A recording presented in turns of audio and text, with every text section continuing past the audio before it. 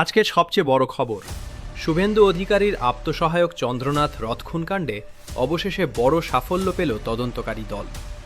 উত্তরপ্রদেশ আর বিহার থেকে গ্রেফতার করা হয়েছে ৩ সন্দেহভাজনকে।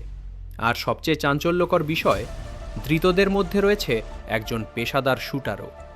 কিন্তু প্রশ্ন হচ্ছে, এটা কি শুধুই একটা খুন, নাকি এর পিছনে আছে আরও বড় কোনো ষড়যন্ত্র? ভিডিও শেষে আমরা দেখব কিভাবে মাত্র একটা অনলাইন টোল পেমেন্ট পুলিশকে পৌঁছে দিল আততায়ীদের দরজায়। তাই ভিডিওটা তা শেষ পর্যন্ত দেখুন।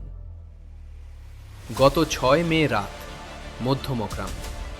শুভেন্দু অধিকারীর ঘনিষ্ঠ সহকারী চন্দ্রনাথ রথ নিজের গাড়িতে ফিরছিলেন।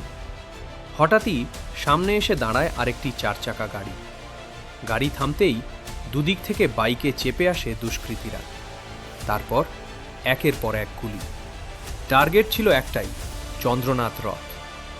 ঘটনাস্থলেই মৃত্যু হয় তার।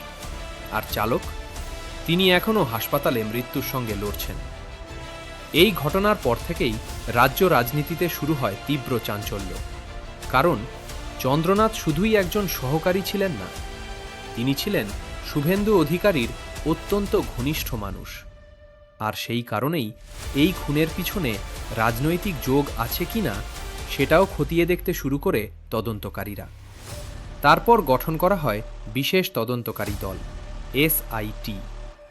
এই টিমে রয়েছে এসটিএফ, সিআইডি এবং রাজ্য পুলিশের বিশেষ অফিসাররা।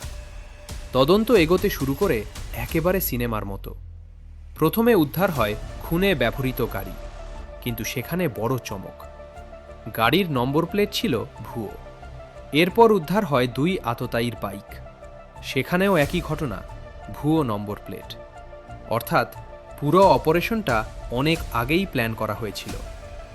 পুলিশ সূত্রে খবর, কমপক্ষে 1 থেকে 1.5 মাস আগে থেকেই চন্দ্রনাথকে খুনের ছক কষা হচ্ছিল। তারপর তদন্তকারীরা খুঁজতে শুরু করেন একটা ছোট্ট ক্লু, আর সেই ক্লুই বদলে দেয় পুরো তদন্ত। জানা যায় খুনে ব্যবহৃত গাড়িটি ঝাড়খণ্ড থেকে আনা হয়েছিল, আর বালি টোল প্লাজায় অনলাইনে টোল পেমেন্ট করা হয়েছিল সেই গাড়ি থেকে। সেখান থেকেই মেলে ডিজিটাল ট্র্যাক। তারপরই শুরু হয় উত্তরপ্রদেশ আর বিহারে বিশেষ অভিযান। আর রবিবার রাতে গ্রেফতার করা হয় 3 সন্দেহভাজনকে।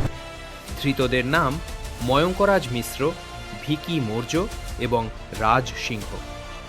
ময়ঙ্ক আর ভিকিকে ধরা হয়েছে বিহারের বক্সার থেকে, আর রাজ সিংহকে ধরা হয়েছে উত্তরপ্রদেশের বালিয়া থেকে। 3 জনকে ইতিমধ্যে কলকাতায় আনা হয়েছে। আজ আদালতে তোলা হবে ধৃতদের। কিন্তু এখন সবচেয়ে বড় প্রশ্ন, এই খুনের মূল মাথা কে? কার নির্দেশে এসেছিল পেশাদার শুটার? আর কেন টার্গেট করা হলো শুভেন্দুর এত ঘনিষ্ঠ একজন মানুষকে? তদন্তকারীরা এখন সেই উত্তরই খুঁজছেন। আর এই মামলায় সামনে আসতে পারে আরও বিস্ফোরক তথ্য। আপনার কি মনে হয়, এটা কি শুধুই ব্যক্তিগত শত্রুতা, নাকি এর পিছনে রয়েছে বড় রাজনৈতিক ষড়যন্ত্র? কমেন্টে অবশ্যই জানান। ভিডিও ভালো লাগলে লাইক করুন, চ্যানেল সাবস্ক্রাইব করুন, আর বেল আইকন চাপতে ভুলবেন না। কারণ বাংলার সবচেয়ে বড় রাজনৈতিক আপডেট আমরা পৌঁছে দিই সবার আগে।